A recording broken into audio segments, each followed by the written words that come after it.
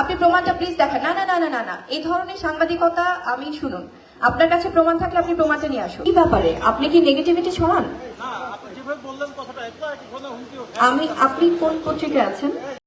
যে আমাদের cinema revenge নিয়ে আমরা আসছি আগামী ঈদে, এবং যখন এই ধরনের কোনো প্রেস কনফারেন্স হয় বা এরকম যখন মনে হয় যে আসলে যে সিনেমা নিয়ে প্রেস মিট হবে, তখন আমি অনায়াসে আসলে অ্যাটেন্ড করি, কারণ আমার কাছে মনে হয় এটা একজন শিল্পী হিসেবে as an artist this is my responsibility, এটা আমার একটা দায়িত্বের জায়গা।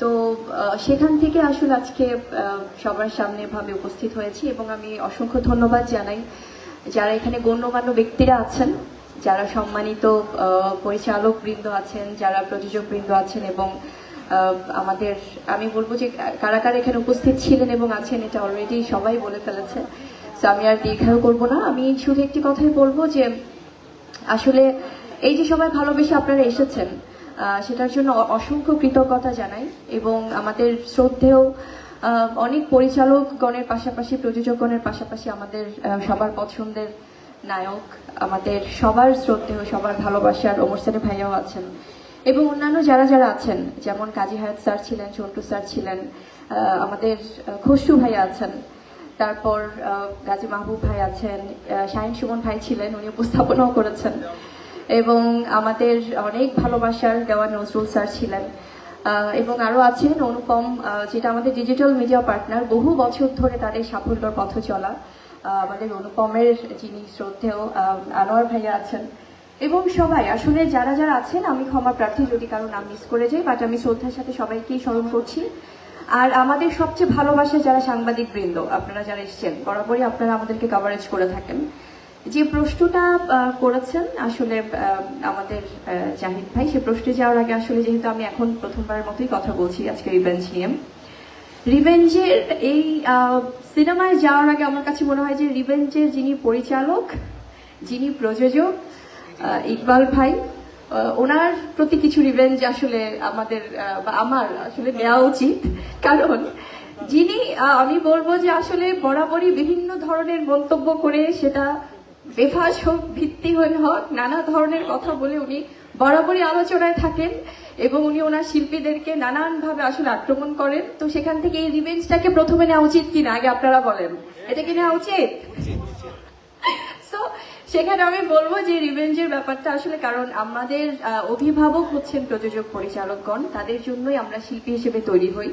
তো সেখান থেকে আমাদের অনেক আসলে ভালোবাসা বা সেই স্নেহটা আমরা আশা করি।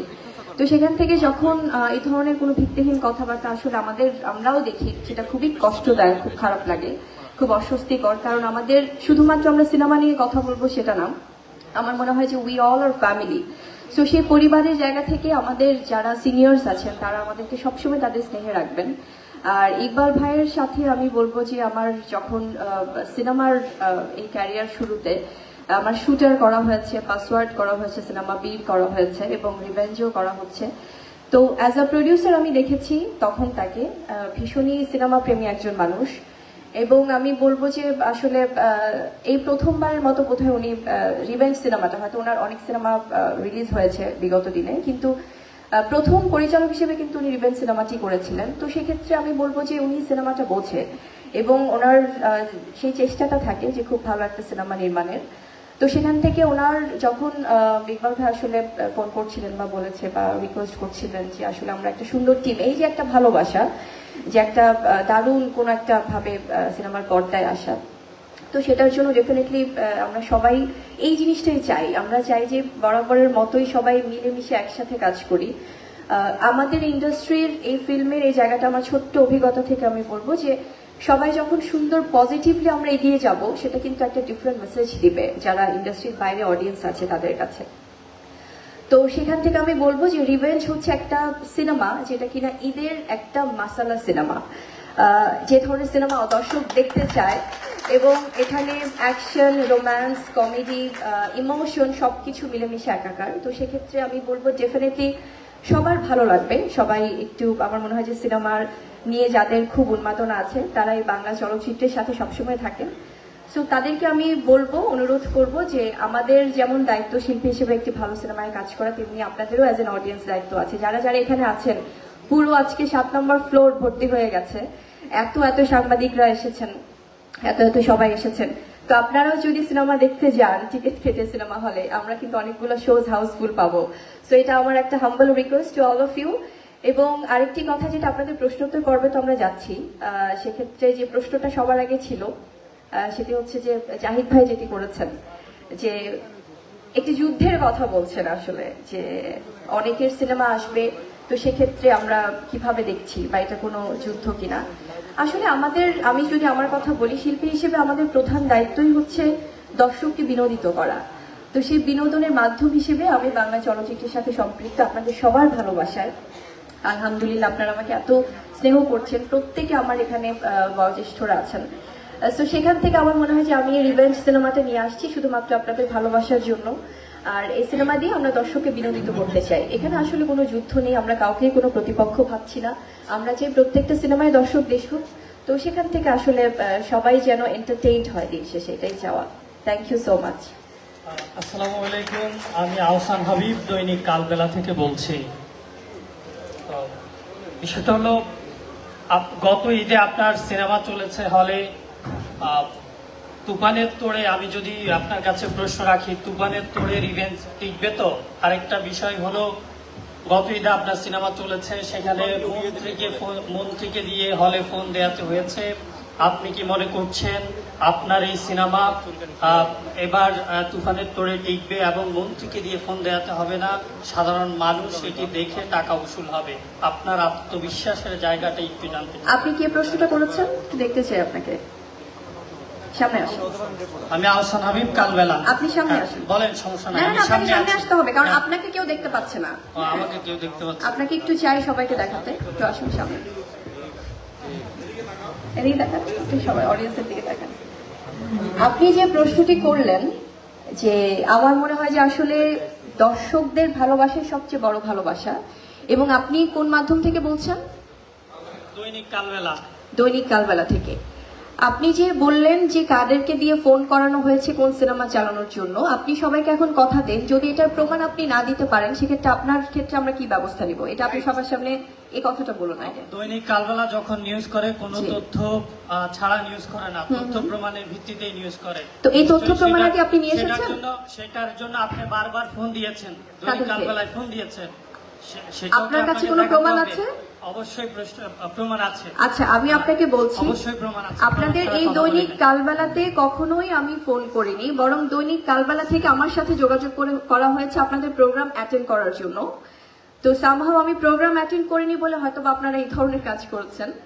আমি এটা আসলে, যদি এই ধরনের সাংবাদিকতা হয় সেক্ষেত্রে আমি আপনাদের কাছে প্রশ্ন রাখতে চাই, যে আজকে আহসান হাবিব আপনি দৈনিক কালবেলা থেকে বলছেন যে কাদেরকে ফোন করে কোন সিনেমা চালাতে বলা হয়েছে। তো এই কথাটা আপনি প্রমাণ করতে, যেহেতু আপনি বলেছেন যে আপনার কাছে প্রমাণ আছে, আপনি প্রমাণটা নিয়ে আপনি অতি শীঘ্রই সিনেমাটি বলানো হয়েছে দেয়ালের দেশ। আপনার কাছে প্রমাণ আছে?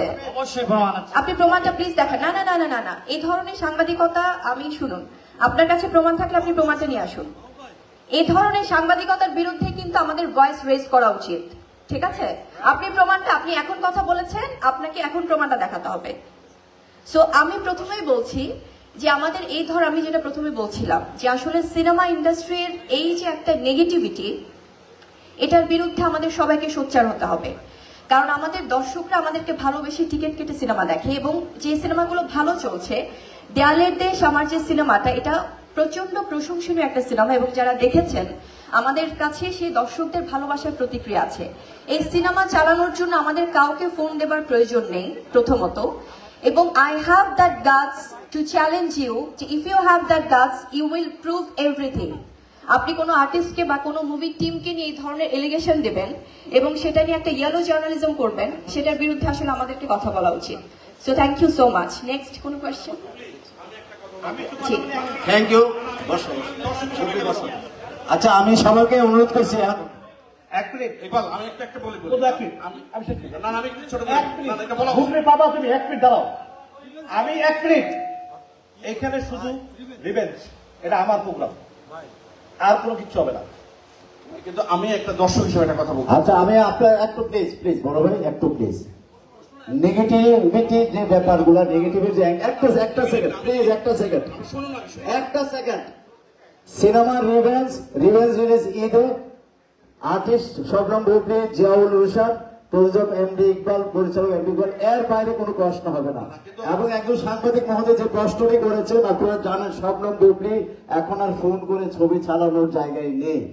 শবনম বুবলি যে অবস্থানে চলে আসছে আপনারা জানেন, হয়তো এই প্রশ্ন আসবেন না।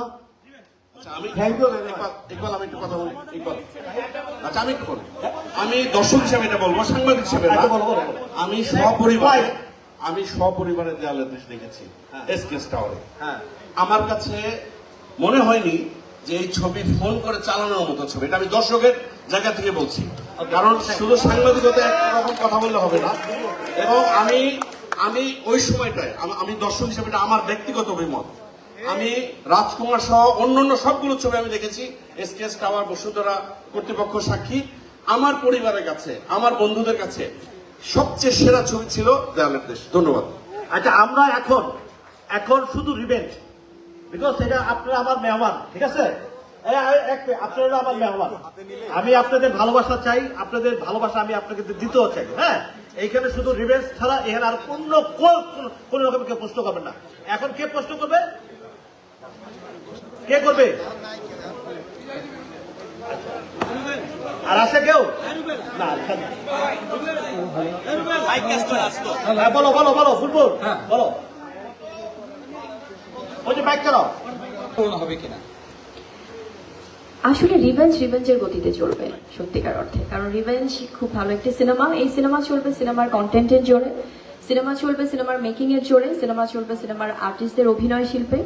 তো সবকিছু মিলে যে কোনো সিনেমা আসলে তাদের আমার মনে হয় যে কোয়ালিটির কারণেই চলবে। আর আপনি যেটা বলছেন, কারোর সাথে আমাদের কোনো কম্পিটিশন নেই। এবং আমাদের আমি আরেকটি কথা বলতে চাই, আমরা সবসময় সোসাইটিতে হয়তো ইদানিং একটি বার্তা পাই যে আসলে যে কোনো কিছু নেগেটিভিটি অ্যাভয়েড করে যাই। আমরা অ্যাভয়েড করতে করতে যদি আমরা কোনো ব্যাপারে কথাই না বলি, যেমন কিছুক্ষণ আগেও যখন অনেক উদ্দেশ্য প্রণোদিতভাবে অনেকে প্রোগ্রামটাকে একটু অন্যভাবে অন্যদিকে নিয়ে যেতে চাচ্ছিল, তাদের এই উদ্দেশ্যই থাকে কিন্তু যে কোনো সিনেমা আসলে সিনেমাটা কত ভালো চলছে সেটা কভার না করে তারা কোনো না কোনো ভাবে এটা নেগেটিভ প্রচারণা করবে। আসলে এরা কি সত্যি বাংলা চলচ্চিত্র প্রেমী? এটা আপনাদের কাছে আমার প্রশ্ন।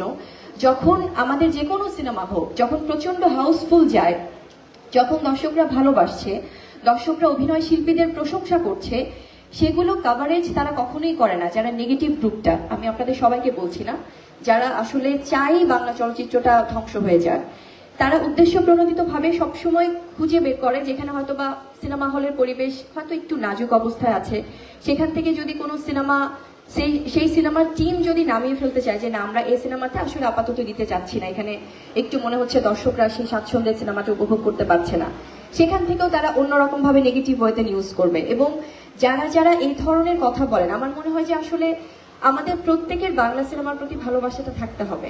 এটা কিন্তু সাংবাদিকদের এই দায়িত্বটা সবচেয়ে বেশি। আপনারা যদি নিজেদের পত্রিকার কোনো আমি বলবো যে আসলে প্রচারণার জন্য শিল্পীদের নাম ব্যবহার করেন ভুয়াভাবে, ভিত্তিহীনভাবে, আপনাদের ব্যবস্থা বা আপনাদের বিরুদ্ধে ব্যবস্থা যেমন আমাদেরকে নিতে হবে না, সেটা আপনারা কিছুদিন পরে আপনাদের ভাই ব্রাদারদের দ্বারাই পাবেন। কারণ ইতিবাচকতার জয় সবসময় আছে। সো নেতিবাচকতা আমরা সবসময় অ্যাভয়েড করি, সেক্ষেত্রে কিন্তু এটা আমাদের সবাইকে পরস্পরের পারস্পরিক সেই বন্ধনটা থাকতে হবে। Thank you. কি ব্যাপারে? আপনি কি নেগেটিভিটি ছড়ান? আপনি কোন পত্রিকায় আছেন? আচ্ছা, আপনার কি মনে হচ্ছে এখানে কেউ হুমকি দিয়েছে? আমি কথা অন্যভাবে নেবার চেষ্টা করবেন না। আমরা বলছি যে যারা নেগেটিভিটি ছড়াচ্ছে তাদের বিরুদ্ধে আপনারাই ভাই ব্রাদার হিসেবে ব্যবস্থা নেবেন যে ভাই আপনারা এটা করবেন না। এটা কিন্তু আমরা পজিটিভ ওয়েতে বলছি ভাইয়া। Please don't take everything negatively. Thank you.